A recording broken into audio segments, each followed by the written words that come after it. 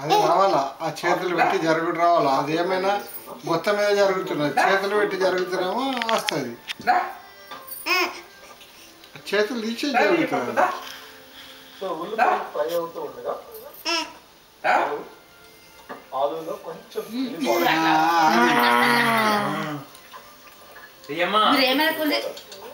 అలాగే కొంచెం pepper powder.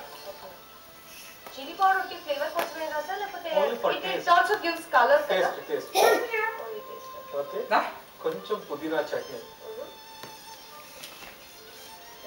పుదీనా చట్నీ స్పైసీ. ఓకే, నోట్లంతా సొల్లే.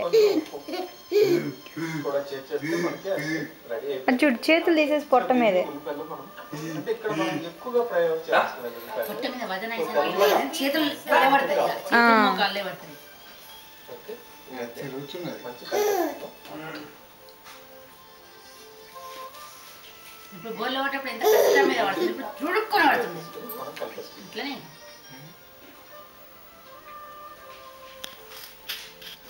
అదేంటి ఆలుగుంజు.